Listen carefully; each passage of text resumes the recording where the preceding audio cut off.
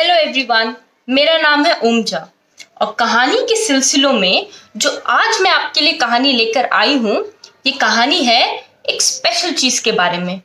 ये स्पेशल चीज हमने बचपन में तो काफी की है, शायद बड़े होकर भी की हो। ये चीज करने में जितना डर लगता है उससे कई ज्यादा मजा भी आता है। इसके लिए हमने काफी डांट फटकार भी खाई है अपने बड़ों से। तो किसी को समझ में आया मैं किस बारे में बात कर रही हूँ? जी, मैं बात कर रही हूँ उन तमाम शरारतों के बारे में जो कि हमने अपनी जिंदगी में किए हैं और काफी किस्से बनाए हैं। तो जो आज की कहानी है, आज की कथा है, ये भी है एक शरारत के बारे में। क्या आप जानना चाहेंगे ये शरारत कौन कर रहा है? ये शरारत कर रहे हैं जनाब जो कि आसमान में रहते हैं और सारे बच्चे इनको मामा कहते हैं। बिल्कुल सही, ये शरारत कर रहे हैं और कोई नहीं, हमारे चंदा मामा। तो क्या चंदा भी शरारत करता है? बिल्कुल करते हैं। तो सुनते हैं आज की कहानी, चांद की शरारत। एकलव्य का प्रकाशन और इस कहानी को लिखा है प्रमोद पाठक ने। इसका चित्रांकन किया है हबीब अली ने। तो सुने आज की कहानी। तो सुन लो ये कहानी, इसमें राजा है न रानी। मैं आज सुनाने आई हूँ, मैं आज सुनाने आई हूँ। तार पतार पतार पतारा। तो एक दिन हमारे चांद निकले आकाश की सैर पर। आकाश की सैर करते करते उनको दिखी एक दर्जी की दुकान। दर्जी की दुकान के बाहर बड़े सारे रंग बिरंगे कुर्ते टंगे थे। उन रंग बिरंगे कुर्तों को टंगे देख चांद को एक शरारत सूझी। वो कपड़ा लेकर दर्जी के पास पहुंचा कुर्ता सिलवाने के लिए। देखिए, चांद को अपनी दुकान पर देखकर दर्जी बड़ा ही खुश हो गया। फटाफट उसने चांद का नाप लिया और कहा, 2 दिन बाद आना और कुर्ता लेकर जाना। 2 दिन बाद चांद कुर्ता लेने पहुंचा दुकान।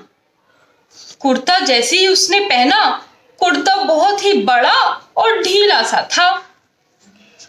कुर्ता ढीला चांद घटे, 3 अंगुल 2 सूत घटे। दर्जी ने बड़े ही दुखी मन से कहा, लाइए छोटा कर दूंगा।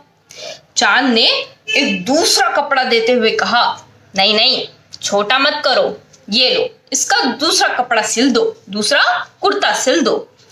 दर्जी ने फिर से चांद का नाप लिया और कहा, 2 दिन बाद आना, सही नाप का कुर्ता लेकर जाना। तो चांद चले गए अपने घर। 2 दिन बाद चांद फिर से पहुंचा दर्जी के दुकान। फिर से कुर्ता बड़ा देख दर्जी हो गया बड़ा ही परेशान। दर्जी के माथे पर बल पड़े। दर्जी सोचे खड़े खड़े। हैरान दर्जी ने कहा, छोटा कर दूंगा मियां। चांद ने एक और कपड़ा देते हुए कहा, नहीं नहीं, छोटा मत करो, लो, इसका एक और कुर्ता सिल दो। दर्जी ने इस बार 2 बार नाप लिया। 1 बार, 2 बार अच्छे से नाप लिया और कहा, 2 दिन बाद आना, एकदम सही नाप का कुर्ता लेकर जाना। चांद घटे या कुर्ता बढ़े या फिर मेरी नाप बढ़े, दर्जी ने सोचा। 2 दिन बाद चांद जा पहुंचा दर्जी के दुकान। फिर से कुर्ता बड़ा देख दर्जी हो गया बड़ा ही परेशान। देखिए कितना परेशान हो गया दर्जी कि कैसे इसका कुर्ता हमेशा ही बड़ा हो रहा है। चांद को कोई बीमारी है या आफत बड़ी ही भारी है। अब चांद हर 2 दिन बाद दर्जी की दुकान पर नजर आता। कुर्ता लेने आता पर खाली हाथ वापस जाता। दर्जी उसका नया नाप लेता और चांद कुर्ता सिलवाने के लिए नया कपड़ा दे जाता। दर्जी इस बात से हो गया हक्का बक्का, उसका सिला हर कुर्ता चांद को बड़ा ही क्यों रहता। तिरछा तिरछा चांद हंसे, चांद नाप में दर्जी फंसे। 14वें दिन जब चांद कुर्ता लेने पहुंचा दुकान, तो दर्जी को पाया बड़ा ही नाराज। चांद को देखते ही वो उसके पीछे लेकर भागा डंडा, और जान बचाकर भागा वहां से हमारा प्यारा चंदा। दर्जी का आखिरी फंडा, दौड़ा लेकर हाथ में डंडा। ये देखे कैसे जो दर्जी है वो हाथ में डंडा लेकर भाग रहा है और चंदा अपनी जान बचाकर भाग रहा है। पूरी रात और पूरे दिन छुपे रहने के बाद चंदा फिर से बाहर निकला और सीधा जा पहुंचा कहां?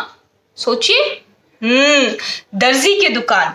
सबसे छोटी नाप का कुर्ता उठाकर पहना, दर्जी को उसकी सिलाई दी, यानी उसके पैसे दिए और निकल पड़ा आकाश की तरफ। अब नई टशन में बंदा, निकला सैर पर चंदा। अरे देखिए कितना खुश है चंदा अपने गुलाबी रंग के छोटे नाप वाले कुर्ते के साथ। अब चंदा हर 2 दिन बाद दर्जी की दुकान पर आता, सिले कुर्ते को पहनता और दर्जी को उसकी सिलाई देता और खुशी खुशी आकाश की सैर पर निकल पड़ता। तो ये थी कहानी हमारी चांद की और उसकी एक छोटी सी शरारत के बारे में। तो आपने भी कई शरारतें की होंगी ना, तो उन शरारतों की कहानियां जाके अपने आसपास के लोगों को सुनाइए और मजे लीजिए। ऐसी ही कहानी चलती रहनी चाहिए। आशा करती हूँ आपको ये कहानी पसंद आई होगी, है ना?